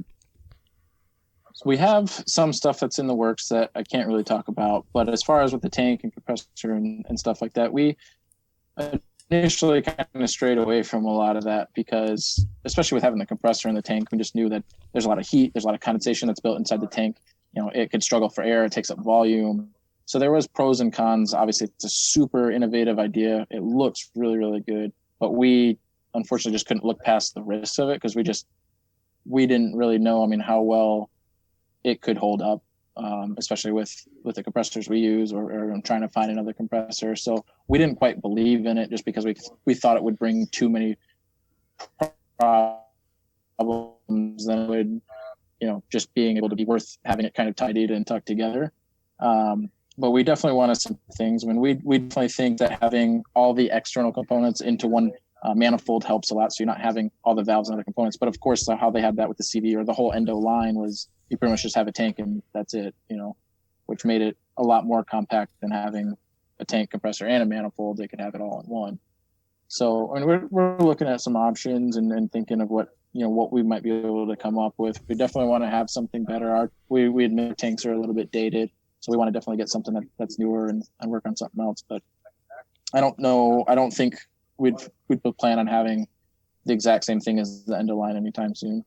So, but potentially you guys are looking at upgrading some stuff, new tank, and obviously the compressor is probably not something that anybody's going to do anytime soon, but valves in the tank is pretty bitching. You know, when you think about the cleanup and the ability to really have that unit there with your compressors and the tidiness. So, and then that kind of goes back, really, if you think about it, to the mounting setup, right? It's like, well, you know, we talk about the EXO, or you talk about the custom fabricator guy.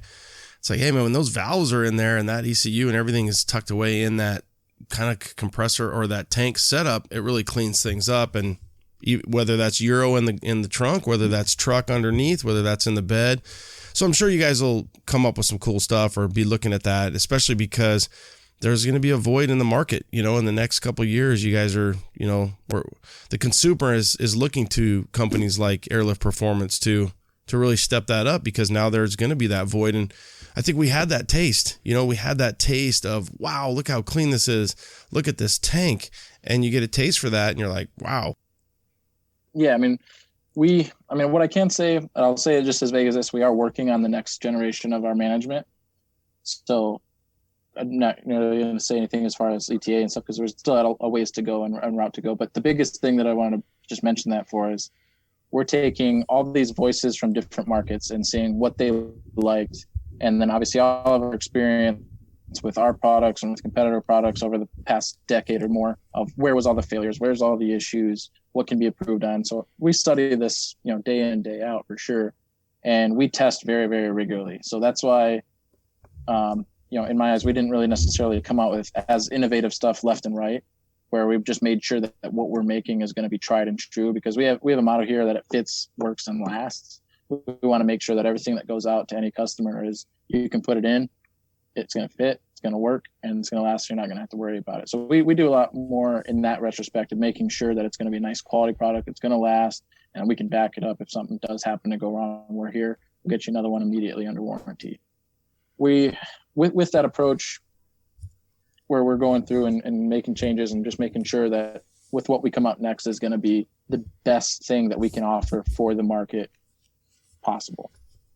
If it fits, it works, it lasts, that's pretty cool. So one of the things I think it's got to be really cool for you guys, and it may be a pain in the ass, is when you've got this, you know, 1949 history and you've got this big truck performance, and you said, hey, I didn't even know people had airbags on their, you know, 3/4 ton, 1 ton trucks. But that's, I would think, is the bread and butter of Airlift. Oh, it is. Do you guys learn a lot from them? Do they learn from you? How does that work when you have when you guys go online, you could go Airlift, but then you got to make sure you go Airlift Performance, because it's two different entities. So is that something where you guys are getting together once a month and hashing it out and being like, oh, you lifted truck towing sons of bitches, and they're like, you slam bag bitches, what, you know, I mean, I'm playing around, but I'm sure there's got to be some fun stuff going on there. No, there's definitely some internal smack talk for sure, just for, you know, for fun. But we all actually work in the same building, in the same offices, so we're all kind of mixed. And some of us here work both divisions, so it's not out of the norm. Like our entire marketing team, we have one marketing team for both brands, so we're all working together at the end of the day, and we're using the same bags, same rubber materials for both divisions as well. So we definitely are taking the data when we're testing rubber and we're testing bags and how they held up in one environment versus the other. We can correlate and go from one market to the other, and making sure that if we find something in one, it can benefit the other, and kind of playing that back and forth game. But I mean, as far as the consumers and the usage of the product, it's like almost couldn't be more different.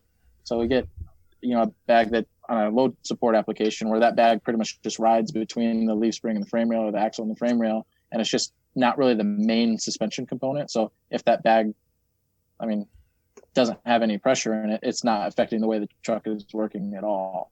So it's only there for when you have a load in, and it's just kind of helping to assist and level the vehicle back out. So most of the times, you know, 5 days out of the week, it's probably just sitting there unused, and they only use it when they maybe go and tow the camper to the campground on the weekend, or towing the race car to the track. Or we do have some commercial guys that are using it on landscaping, construction, and so on and so forth on their trucks. But they don't necessarily need the functions of, they wouldn't know if, our double tap or single tap, that feature that we have on our performance product, they wouldn't care.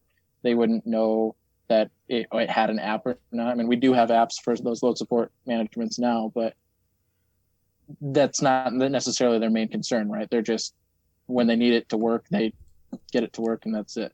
With our performance line and kind of the aftermarket, you're wanting to go up and go down and air out, and you're playing with it a lot more. And the main focal point, it holds the entire vehicle off the ground. So it's a lot more important. And so the use and the functionality of it is a little bit more focused on, and there's a lot more opinion and a lot more focus on the features and how it works. So it's definitely pretty different, but in the same, still similar, since it's still air suspension. One's so much more utilitarian, and I just kind of thought about it. If you ever want to go back to really finding out how shitty of a ride can be with the bags just completely full, if you ever, you've got your truck loaded, you forget that you've got air in there, and then you go, nothing in the back of your bed, no trailer, you go down the road and you're bouncing around like a honky donkey, because that's where you'll get a great example of having high pressure and going into your pressure ride and ride quality, because the back of your truck is jacked up because you're full, you got 100 plus PSI in each bag or something like that. So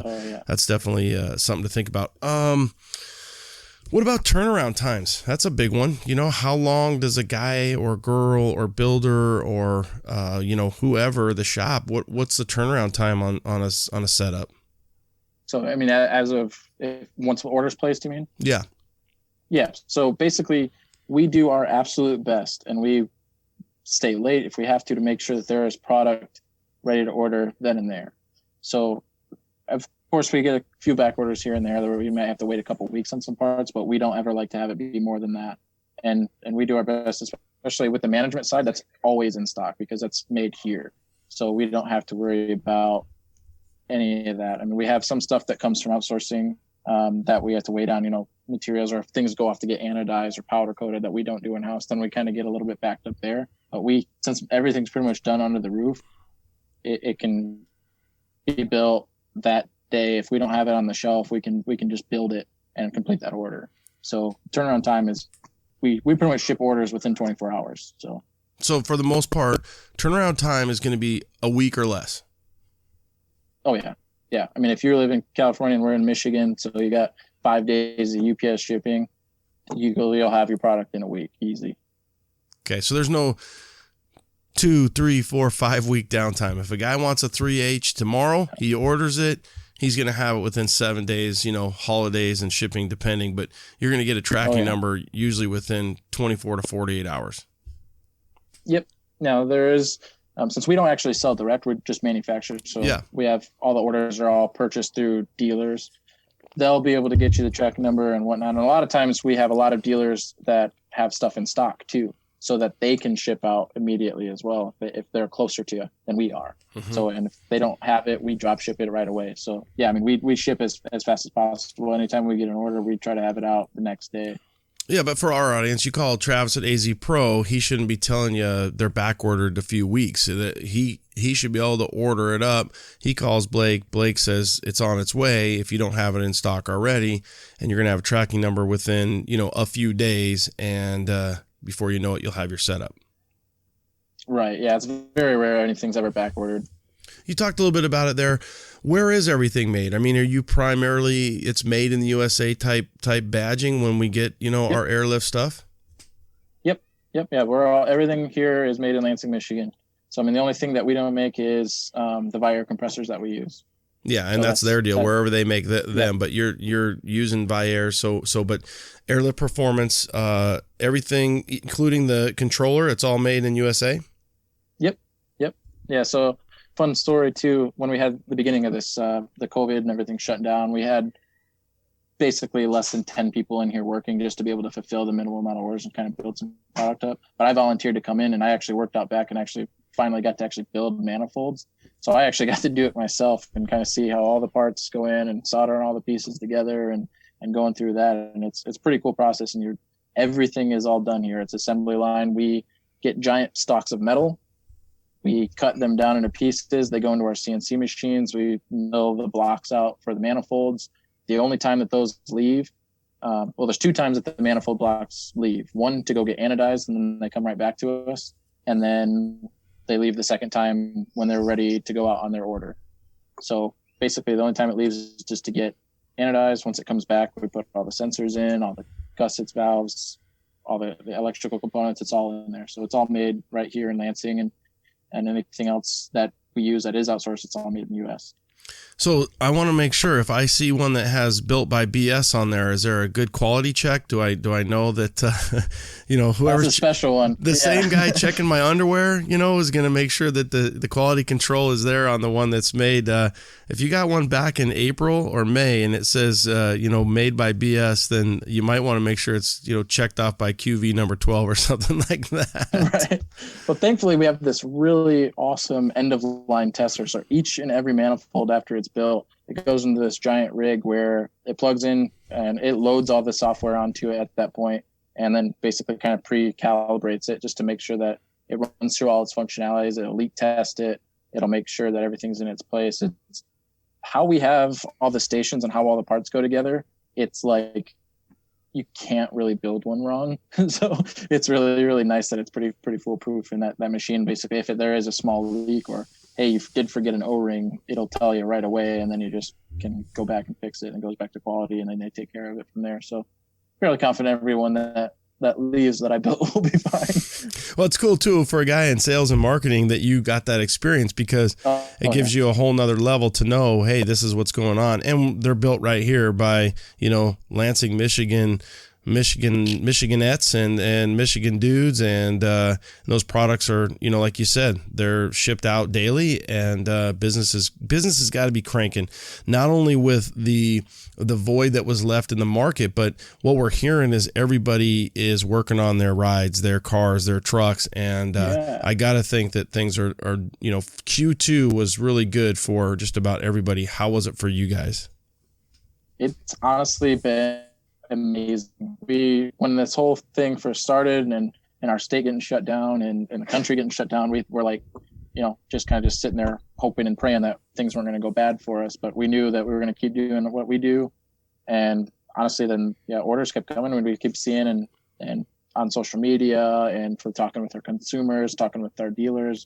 These guys everybody's building cars now. I mean, I think everybody's maybe decided to skip some of their travel and maybe just putting all their time and effort into the vehicles because they can't, go and do things on the weekends now. So maybe they're getting time to focus on their hobbies a little bit more, and it's really showing. I mean, even on the load support side with the towing and hauling, I mean, you can read articles left and right where there's RV dealerships that can't keep inventory of campers and motorhomes, and that reflects on our business as well, because we know we can kind of gauge that to see, if these guys are buying X amount of campers. I mean, probably half of every guy that has a truck that's buying a camper or a motorhome is probably going to get a bag kit just to help with that load. And so we monitor all these things, and seeing everything booming during this time is actually quite crazy when there's so much, so many businesses that are struggling and so many people that are, unemployed, and we're doing really, really well. So we're very, very fortunate, very, very fortunate.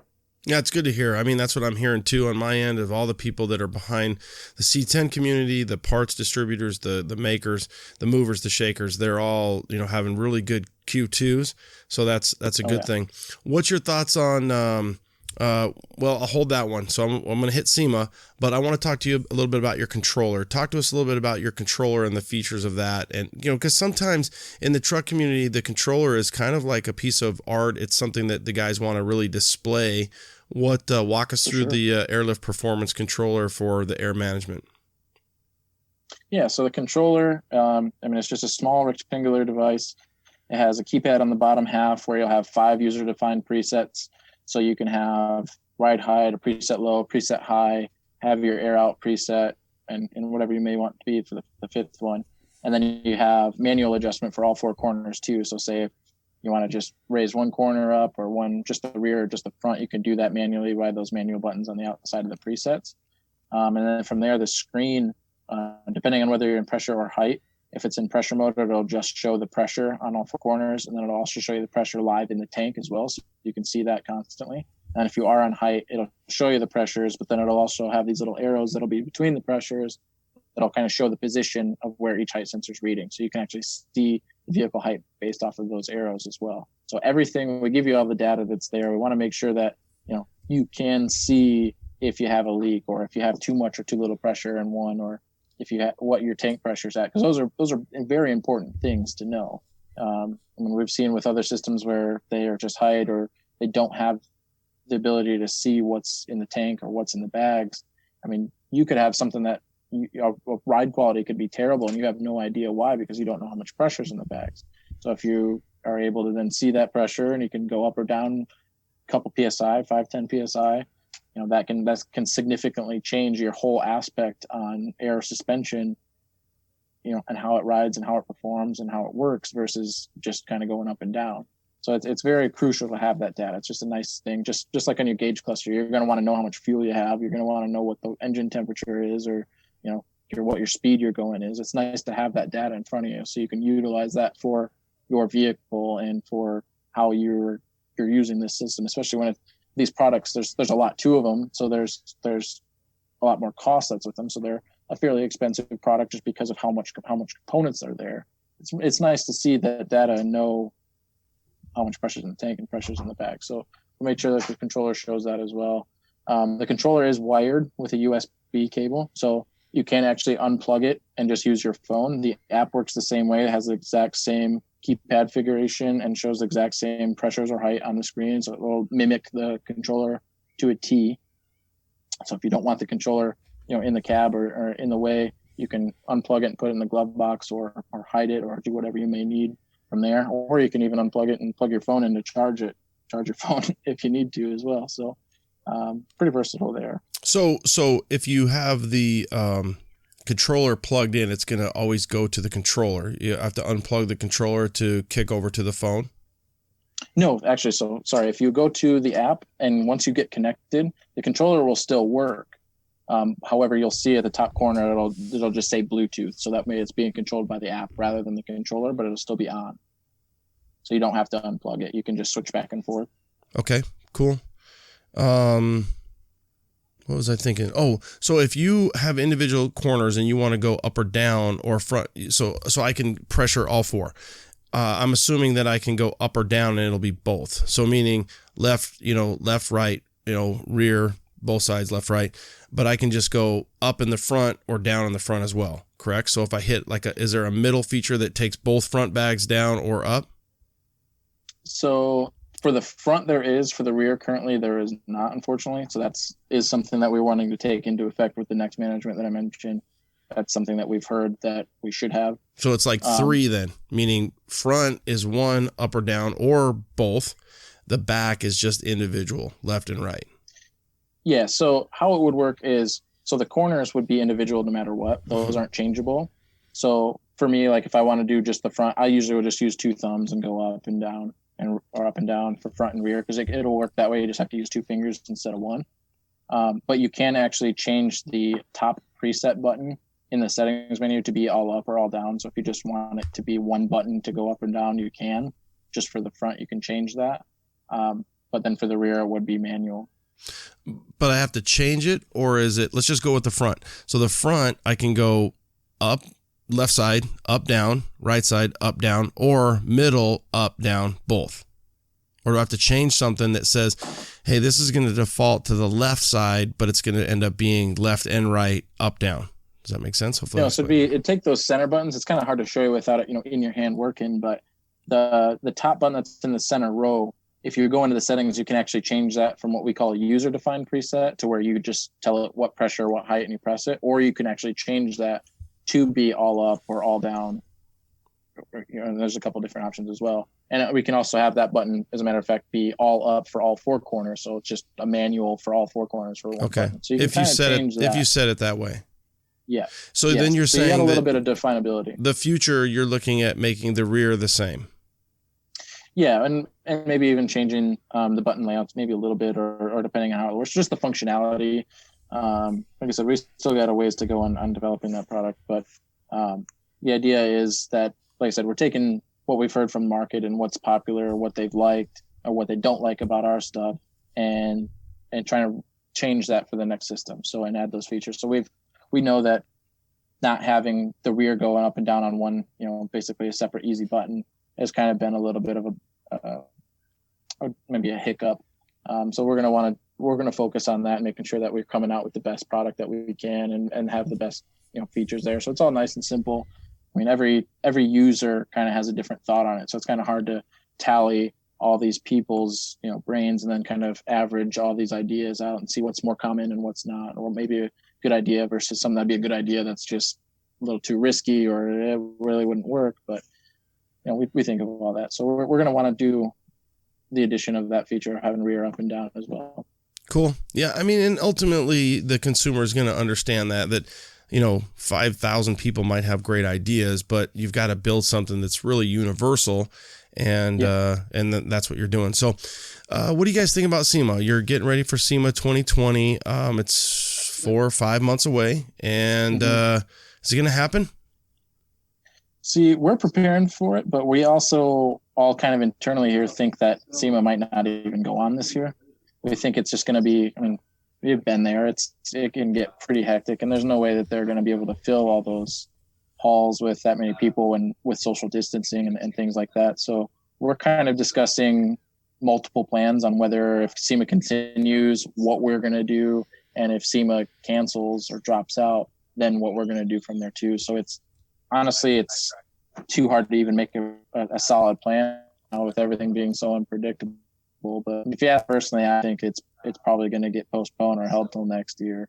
Yeah, it's crazy. With how things are going, man, it's just things are getting shut down, and a lot of states right now, including us, are coming back of phases. So where we were just starting to get opened up and go out to things, now we got restaurants and stuff that are closing back down. So and they're predicting it all to flare back up right around where SEMA is supposed to be anyway, right around election time. And that I just don't think it's going to work. I don't think that many people will be allowed to be in one location. Yeah, and you take people from all other, all walks of life. We got people from all over the United States, all over different countries. So it'll be interesting. Give me something that you like that one of your competitors or ex-competitors has. Like something that you're like, I really like that feature. That's a cool feature. I did like the exo mount and the endo tank. I didn't necessarily like the internal portion, just the aesthetic and like the design of the exterior of that tank and with that mount. I did think that was very, very clean, and a lot more pleasing to the eye. I mean, other than that, I think we have a lot of what our competitors have already in most specs. So there's just a few different functions here and there, but I think that to me was just the cool. It's just the design aspect of it. I mean, I didn't really believe in the execution of it. I know that there was some issues with them, overheating with the compressors inside and some moisture issues and things like that. So that was just the stuff that just needed more testing just to work out those bugs probably before it went to market. But great innovative design. Okay. So we're all at LST, and I've got all the air management guys hanging out there, and I just spent an hour with you, and I've got this 1972 C10 I'm going to build. I'm excited. I'm ready to spend my money. I'm sitting there, I'm hanging out with Blake, and I've got the whole Airlift Performance crew there. I got Blake Stoner yelling at me in one ear. Hopefully this is coming across. It's telling me we got a shitty connection right now. But I just lost a lot of what you just said. Okay, I'll say it again. So we're all at LST. We're hanging out. I'm getting ready to spend all my money. I'm building the truck, and I just spent an hour with you guys, hanging out with you and Corey over there. I'm getting ready to say, hey, I'm gonna go over to Joe's Air Management. I'm gonna go to Slick Sammy over here. What do you tell me right before I walk away? How do you sell me on making sure I'm coming back with my money? I mean, the biggest thing that I believe in with what we offer is having a lifetime warranty and with our customer service. So having a lifetime warranty and management is a huge thing. So that if you ever have issues, because anybody's biggest fear with air suspension in general is, what if a bag blows out? What if this fails and I can't drive my car, or we're always there. So with our customer service, it's a family. We treat you like family. We treat each other internally like family. We want to just get you taken care of. You call us with an issue, we're like, hey, we understand things happen. We got you. Let's get this out to you. We have to next day air it with next day air it. If it's something that's important, you make sure your vehicle is not down. We're not trying to put you around the ringer or anything like that. We're there for you, and we got that. As long as you own the product, we're here for you. You got us as people with the product. Lifetime warranty. Yep. Just got to have that proof of purchase. Yes. Yep. And eventually, we're trying to work on serialization, so that way we can just do it by serial number tracking. But unfortunately, internally, that's a lot more of a difficult task than it seems on the outside. So it might take a while for us to get there. But yeah, as long as we get you taken care of, and realistically, in this day and age, thankfully, it's very nice. Anytime you get a email order confirmation, you can kind of just save it all digitally, so you don't have to have a printed piece of paper like you would have 10 years ago. So. Well, that kind of brought up a whole other point. So in my mind, it's like, dude, this is a big company, made in the USA. If it fits, it works and it lasts, and I'm in the family, right? That's a big ass family, bro. That's a big family. There's a lot of cousins and second cousins and aunts and uncles. So I would say, well, how am I going to, maybe I'm going to get lost in the shuffle. Because if I go to Slick Sammy's over here, my program says, hey, this is Ron's truck, and it's, so I'm just saying. So it's a big family, but you're telling me, hey, you're gonna take care of me no matter what. Oh yeah, absolutely. And it's easy to keep track. We have systems. So if your phone number pops up and our customer service sees it, it has your name, your number, what vehicle you have. As long as if you've had contact with us before, then we can keep track of all that information. And so we're like, when you call, we're like, oh yeah, we've seen that you had maybe you purchased this here, or you had a leaky fitting we sent you, so I still have your address. We can get you taken care of, and it saves a lot of time and hassle when you call in and have to repeat, your address, or repeat, a certain issue or something like that. So we keep that on file, which is really nice, and helps a lot with being able to service customers. What's the favorite part? Besides just going to those shows and getting paid to go to shows, what's your favorite part? Just working for Airlift Performance. Honestly, it's probably, besides being able to do all the stuff with vehicles in itself, I'd probably say that family aspect. For example, we had a barbecue grilling for lunch today. So basically everybody that was here, we all hung out, grilled some burgers, talked to each other, and just had a good time. So it's not that, as you can see, I'm wearing a t-shirt and a hat at work. So we're not super corporate where it's all got to be ties and button ups and everything's got to be perfect. And we can be ourselves here, and it's just super laid back, and it just feels like you're coming to work and hanging out with friends. And there's I think usually on a given day in the building, there's like 150 or 160 people. I think we have about 200 employees in total, but come in here and there's 100 plus people, and you can talk to each and every one of them like they're your brother. It's something else. Cool. Yeah, I think you'll. I think you'll be around for a while there. It sounds like a great place to work. So, what is the least favorite? Oh yeah. Did we lose you on that question? What's your least favorite? Least favorite. That's interesting. I guess I'd probably just have to say, honestly, just the location of where we are, just because in the winter we obviously have some pretty gnarly snow. That's kind of just more or less a location rather than, the place of employment. But that's the only thing I could think of that I dislike, is having to work in the winter. Was the founder just from there? Or how did Lansing, Michigan end up being the hotspot or the place? It's just a Lansing made company. That's just where the founders were here. It was a family owned company.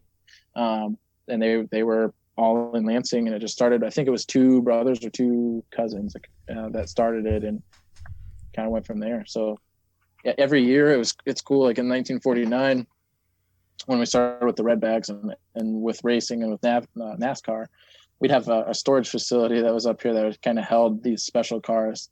At the time, they were just the test mules or the race cars, and they'd literally street drive in 1949 and 1950, street drive from Lansing, Michigan, all the way down to Daytona, Florida, race and drive it back, no truck and trailer.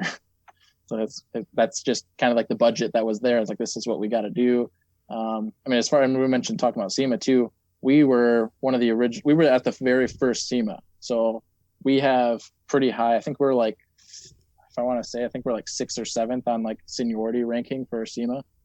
We've only missed one, I think. Did they have to? Do you guys have to do 2 though? Like Airlift would be in the up in Central or South Hall, and then you guys, I could see more being in Central Hall. Yeah. So for the longest time, we shared booth space, but as the performance line and kind of separated and grew on, then we were able to get our own booth. So that was about 5 or 6 years ago when we first got the first booth that was. Actually, the first time we had 2 booths. Sure. So we have one booth now that's up in South Hall in the truck hall on the upstairs. And then we have our main booth that is in Central Hall right across from Chevrolet. Sure.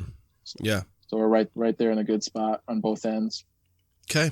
You kicked ass on that, man. I don't know. I don't have anything else for you. I just kind of want to let our community know, like, here's what we got. You got, again, I love it. If it fits, it works, it lasts. You got a lifetime warranty. Blake and the team over there will take care of you. They'll make sure that you got what you need, and it's about $700 to get into the entry with the standard. Yep. You got about $1,400 for pressure, and you got about $1,800 for height. You're going to need a compressor and a tank, or maybe 2 compressors and tanks. So just budget $2,000 if you want maybe $2,100 if you want all the bells and whistles. But if you want to get in under $2,000, you can go with the pressure. Oh, easily. Yep. Okay, cool. Anything else? Not at all, man. I think we covered pretty much just about it. Okay, stay on the line for my audience. Happy 4th of July. This will be dropping on, I think, the 7th. So hopefully you guys will already have had a great 4th of July. Blake and the whole team at Airlift Performance. You guys can check them out. It's airliftperformance.com. So if you go to Airlift, you're going to get yourself into the heavy trucks, the more of the airbag stuff. But if you want to know more about, this performance level, that's going to be the ALP, the Airlift Performance. Now on social media, is it too, or is it's all just Airlift on social media? It'd be separate on social media as well. So our Instagram is Airlift Performance, and then Facebook as well is Airlift Performance. Okay, so there you go, guys. You can check them out. If you have any questions, find your local dealer. I know here at AZ, we've got definitely AZ Pro Performance.